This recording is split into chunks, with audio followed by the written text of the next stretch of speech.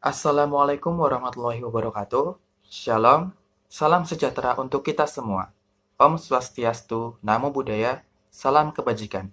Selamat pagi, kami dari kelompok 5 akan mempresentasikan hasil kerja diskusi kami mengenai kaidah penyusunan paragraf. Sebelum itu, perkenankanlah kami untuk memperkenalkan diri terlebih dahulu.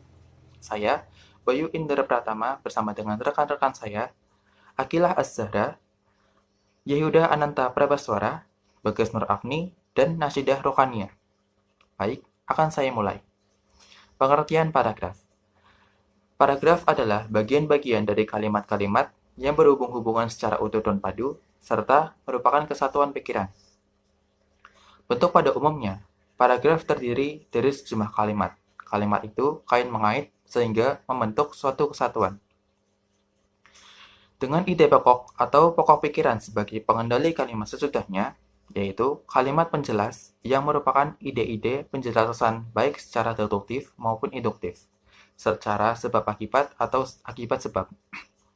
Pengembangan tersebut dapat dilakukan dengan cara menentukan kata-kata kunci, kemudian kata-kata kunci disusun menjadi kalimat, dan kalimat-kalimat itu disusun menjadi paragraf. Paragraf merupakan suatu piranti untuk berkomunikasi secara tertulis, yaitu komunikasi antara penulis dan pembaca. Baik, untuk materi selanjutnya saya serahkan kepada Nasidah Rohania. Kepada Nasidah, saya persilahkan. Terima kasih kepada Bayu Indra Pratama telah mempersilahkan saya untuk menjelaskan. Ciri-ciri paragraf. 1. Kalimat pertama bertekuk ke dalam 5 ketekukan spasi untuk jenis karangan biasa, misalnya surat, dan 8 ketekukan untuk jenis karangan ilmiah formal, misalnya makalah, skripsi, tesis, dan disertasi. 2. Paragraf menggunakan pikiran utama yang dinyatakan dalam kalimat topik. Kalimat topik dapat ditempatkan pada posisi awal, tengah, atau akhir. 3. Paragraf menggunakan ide penjelas yang dinyatakan dalam kalimat penjelas. 4. Paragraf hanya berisi satu kalimat topik. 5. Paragraf akademik terdiri atas kalimat topik, kalimat penjelas atau pendukung, dan kalimat konklusi. Kalimat topik ditempatkan pada posisi awal. 6. Seluruh kalimat saling mengait. Terima kasih Nasidah atas materi yang telah disampaikan. Untuk selanjutnya, saya persilahkan kepada Yehuda. Fungsi paragraf yang pertama itu mengekspresikan gagasan tertulis dengan memberi bentuk suatu pikiran dan perasaan ke dalam serangkaian kalimat yang tersusun secara logis dalam suatu kesatuan. Yang kedua, menandai peralihan gagasan baru bagi karangan yang terdiri dari beberapa paragraf. Nah, kita mengganti paragraf berarti mengganti pikiran. Yang ketiga, memudahkan mengorganisasikan gagasan bagi penulis dan memudahkan pemahaman bagi pembacanya. Yang keempat, memudahkan mengembangkan topik karangan ke dalam satuan-satuan unit pikiran yang lebih kecil. Yang kelima, memudahkan pengembalian variabel, terutama karangan yang terdiri dari beberapa variabel. Kemudian syarat-syarat paragraf. Yang pertama, kesatuan. Jadi dalam paragraf itu memuat suatu topik atau tema yang sama. Kemudian kepaduan antar kalimat dalam paragraf saling terhubung, lalu kelengkapan dan ketuntasan, kemudian keruntutan atau urut, dan konsisten. Baik, terima kasih Yehuda. Untuk materi selanjutnya, silakan Bagas Nur Afni untuk memulai presentasi. Baik, terima kasih moderator. Di sini saya akan menjelaskan mengenai jenis-jenis paragraf. Jenis-jenis paragraf itu sendiri kita dapat membedakan menjadi 3, yaitu jenis-jenis paragraf menurut fungsi dalam karangan, jenis-jenis paragraf menurut posisi kalimat topik, dan jenis-jenis paragraf menurut sifat isinya. Jenis-jenis paragraf menurut fungsi dalam karangan kita dapat klasifikasikan menjadi 3, yaitu paragraf pembuka, paragraf pengembang, dan paragraf penutup. Paragraf pembuka berperan sebagai pengantar untuk sampai kepada masalah yang akan diuraikan. Sebab paragraf pembuka harus menarik minat dan perhatian pembaca, serta sanggup menyiapkan pikiran pembaca kepada masalah yang akan diuraikan. Lalu selanjutnya adalah paragraf pengembang. Paragraf pengembang bertujuan untuk mengembangkan pokok pembicaraan suatu karangan sebelumnya telah dirumuskan di dalam paragraf pembuka. Dan yang terakhir adalah paragraf penutup. Paragraf penutup berfungsi untuk mengakhiri sebuah karangan. Biasanya paragraf ini berisi kesimpulan dari paragraf penghubung, atau juga berisi penegasan kembali mengenai hal-hal yang dianggap penting dalam paragraf penghubung. Lalu selanjutnya adalah ciri-ciri paragraf menurut posisi kalimat topik. Pada hal ini kita dapat mengklasifikasikan menjadi 4, yaitu paragraf deduktif, paragraf induktif, paragraf deduktif-induktif, dan paragraf penuh kalimat topik. Paragraf deduktif itu sendiri adalah paragraf yang menempatkan kalimat utama atau gagasan utama pada awal paragraf. Sedangkan paragraf induktif adalah paragraf yang menempatkan ide pokok atau gagasan utama pada akhir paragraf. Selanjutnya adalah paragraf deduktif-induktif. Paragraf deduktif-induktif adalah paragraf yang menempatkan ide pokok atau gagasan utama pada awal dan akhir paragraf. Nah, yang terakhir adalah paragraf penuh kalimat topik. Pada paragraf ini, seluruh kalimat yang membangun sama pentingnya, sehingga tidak satupun kalimat khusus menjadi kalimat topik. Kondisi demikian biasanya akibat sulit menentukan kalimat topik karena kalimat yang satu dan yang lainnya sama-sama penting. Paragraf semacam ini sering dijumpai dalam uraian-uraian bersifat deskriptif dan naratif terutama pada karangan fiksi. Selanjutnya adalah jenis-jenis paragraf menurut sifat isinya. Kita dapat mengklasifikasikan menjadi 3, yaitu paragraf deskripsi, paragraf eksposisi, dan paragraf narasi.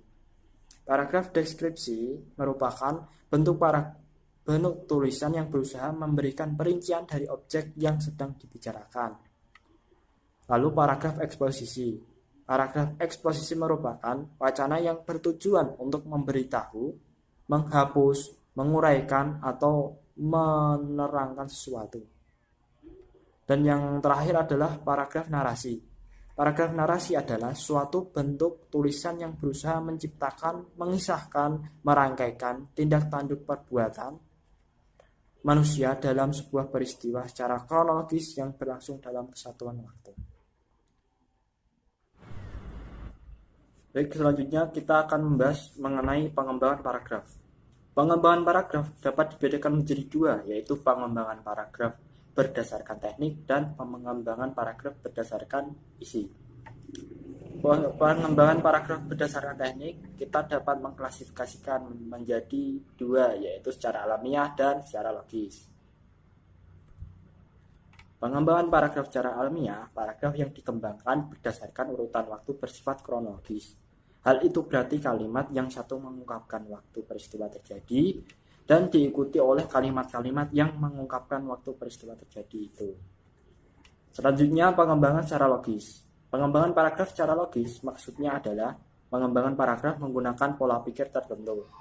Pengembangan paragraf secara logis dapat dikelompokkan menjadi 4, yaitu klimaks, antiklimaks, umum ke khusus, dan khusus ke umum. Pengembangan klimaks. Pengembangan paragraf secara klimaks dilakukan dengan cara menyajikan gagasan-gagasan yang berupa rincian yang dianggap sebagai gagasan bawahan, kemudian diakhiri dengan gagasan yang paling kompleks kedudukannya atau paling tinggi kedudukannya. Selanjutnya adalah pengembangan antiklimaks. Pengembangan paragraf secara antiklimaks dilakukan dengan terlebih dulu gagasan yang dianggap paling tinggi kedudukannya atau kompleks, baru diikuti dengan gagasan-gagasan yang berupa rincian yang dianggap sebagai gagasan bawahan. Selanjutnya adalah pengembangan umum ke khusus. Paragraf yang dikembangkan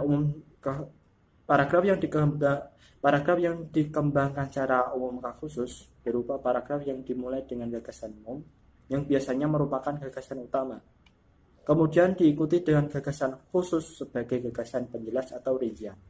Paragraf yang dikembangkan secara umum ke khusus ini biasa disebut dengan paragraf deduktif. Lalu pengembangan khusus ke umum. Paragraf yang dikembangkan secara khusus ke umum berupa paragraf yang dimulai dengan gagasan khusus sebagai gagasan penjelas atau rincian, kemudian diikuti dengan gagasan umum yang biasanya merupakan gagasan utama. Paragraf ini biasanya disebut dengan paragraf induktif. Lalu selanjutnya adalah pengembangan paragraf berdasarkan isi. Kita dapat mengklasifikasikan pengembangan paragraf berdasarkan isi menjadi 4, yaitu yang pertama adalah dengan cara perbandingan atau pertentangan, yang kedua adalah dengan cara pemberian contoh, yang ketiga adalah dengan cara sebab akibat, dan yang keempat adalah dengan cara klasifikasi. Pengembangan dengan cara perbandingan atau pertentangan, merupakan sebuah pengembangan paragraf yang dilakukan dengan membandingkan atau mempertentangkan guna memperjelas suatu paparan. Kegiatan membandingkan atau mempertentangkan tersebut berupa penyajian persamaan dan perbedaan antara dua hal. Sesuatu yang dipertentangkan adalah dua hal yang memiliki tingkat yang sama dan keduanya memiliki persamaan dan perbedaan. Lalu selanjutnya adalah pengembangan dengan cara pemberian contoh. Contoh-contoh disajikan dengan gagasan penjelas untuk mendukung atau memperjelas gagasan umum. Gagasan umum dapat diletakkan pada awal paragraf atau di akhir paragraf, bergantung pada gaya yang dikehendaki oleh penulis. Yang ketiga adalah pengembangan dengan cara sebab akibat. Cara sebab akibat sering disebut dengan kausalitas. Pengembangan paragraf cara ini dapat dilakukan dengan menyajikan sebab sebagai gagasan pokok, baru diikuti akibatnya sebagai gagasan penjelas, atau sebaliknya. Yang keempat adalah pengembangan dengan cara klasifikasi. Cara klasifikasi biasanya dilakukan dengan penyajian gagasan pokok, kemudian diikuti dengan gagasan penjelas secara rinci. Gagasan penjelas merupakan klasifikasi dari gagasan utamanya. Misalnya, gagasan utama A memiliki gagasan penjelas yang dapat diklasifikasikan menjadi X dan Y. Baik, sekian, terima kasih. Tadi penjelasan mengenai jenis-jenis paragraf dan pengembangan paragraf. Untuk selanjutnya, saya kembalikan kepada moderator. Terima kasih Bagas. Untuk selanjutnya, saya persilakan kepada Akila. Ya, baik. Terima kasih telah mempersilakan saya untuk menjelaskan cara penulisan paragraf. Menentukan topik atau pokok pikiran suatu paragraf merupakan hal pertama yang dapat kita lakukan untuk menyusun suatu paragraf. Pokok pikiran tersusun dari kata kunci yang dijadikan kalimat. Lalu, yang kedua menentukan kalimat penjelas yang merupakan detail atau perinci dari kalimat utama yang telah kita susun. Lalu, yang ketiga menentukan kalimat-kalimat pengembang. Lalu, yang keempat menentukan kesimpulan dari keseluruhan kalimat yang dibuat. Dapat dilakukan secara induktif dan deduktif. Kaidah penulisan paragraf. Yang pertama adalah kesatuan. Semua kalimat yang membangun secara bersama-sama menyatakan suatu hal tertentu. Lalu yang kedua, kelengkapan atau koherensi. Koherensi maksudnya itu adalah kekompakan hubungan antara suatu kalimat dan kalimat lain yang membentuk suatu paragraf agar lebih mudah dipahami. Yang ketiga adalah kepaduan, dibangun dengan berdasarkan pengulangan kata kunci, transisi, dan kesejajaran atau paralelisme. Yang keempat merupakan panjang paragraf, berisi kalimat-kalimat penjelas dari berdirinya suatu topik. Demikian untuk penjelasan saya kembalikan kepada moderator. Terima kasih. Baik, terima kasih kepada Akila dan teman-teman kelompok 5 yang telah melakukan presentasi. Dengan demikian, presentasi dari kelompok 5 telah selesai. Apabila ada kesalahan, mohon dimaafkan. Wassalamualaikum warahmatullahi wabarakatuh.